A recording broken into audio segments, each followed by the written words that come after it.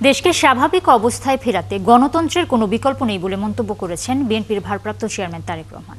সোমবার দেশ গড়ার পরিকল্পনা শীর্ষক অনুষ্ঠানে তিনি আরও বলেন, অস্বাভাবিক অবস্থায় দেশ বেশি দিন চলতে পারে না। অভিযোগ করেন, গণতান্ত্রিক যাত্রা ব্যাহত করতে ষড়যন্ত্র চলছে। অন্যদিকে বিএনপি রাষ্ট্র পুনর্গঠনে নেওয়া পরিকল্পনা বাস্তবায়নে জনগণের অংশগ্রহণ জরুরি বলেও জানান তারেক রহমান। শফিকুল হকের প্রতিবেদনে বিস্তারিত।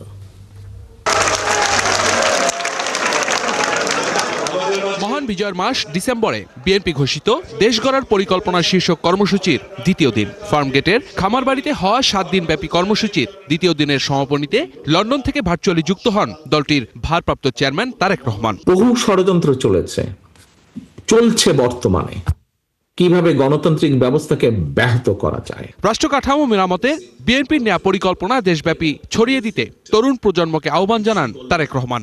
জনগণের অংশগ্রহণ ছাড়া এই পরিকল্পনা বাস্তবায়ন সম্ভব নয় বলেও মন্তব্য করেন তিনি।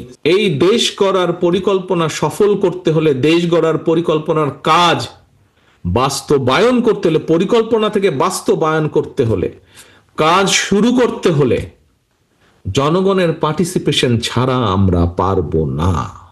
এই মুহূর্তে দেশ গড়ার পরিকল্পনা বিএনপি ছাড়া আর অন্য কোন দলের আছে, এমন প্রশ্ন তুলে বাস্তবধর্মী হওয়ার তাগিদ দেন তারেক রহমান। এরকম ইন ডিটেইল দেশ গড়ার পরিকল্পনা বিএনপি ছাড়া কোন দল দিয়েছে? কোন দলের কাছে এই মুহূর্তে এরকম পরিকল্পনা আছে? কেউ সনদ বাস্তবায়ন করবে, কেউ বলেছে বিভিন্নভাবে তারা অমুক চেতনা বাস্তবায়ন করবে, তমুক করবে। কিন্তু সবার প্রতি সম্মান রেখে আমি বলতে চাই যে আমাদেরকে তো বাস্তবধর্মী হতে হবে।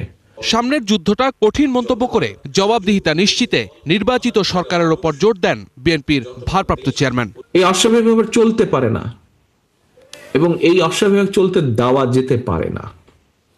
এই অস্বাভাবিক ব্যাপার যদি পরিবর্তন করে স্বাভাবিক ব্যাপারকে, স্বাভাবিকভাবে দেশকে নিয়ে আসতে হয়। প্রিয় ভাই বোনেরা, গণতন্ত্রের কোনো বিকল্প নেই এবং নেই। সাধারণ মানুষের কাছে জবাবদিহি করতে বাধ্য থাকে একমাত্র নির্বাচিত একটি গণতান্ত্রিক সরকার।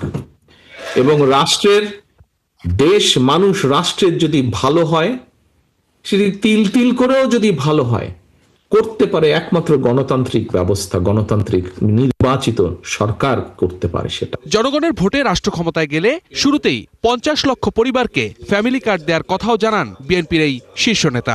এইম থাকবে ইনশাল্লাহ, আল্লাহর মতে সরকার গঠনে সক্ষম হলে আমরা জনগণের রায়, আমরা প্রথমে 1 বছরের ভিতরে চেষ্টা করব 50 লক্ষ ফ্যামিলির কাছে রিচ করার জন্য। শফিকুল হক, 71, ঢাকা।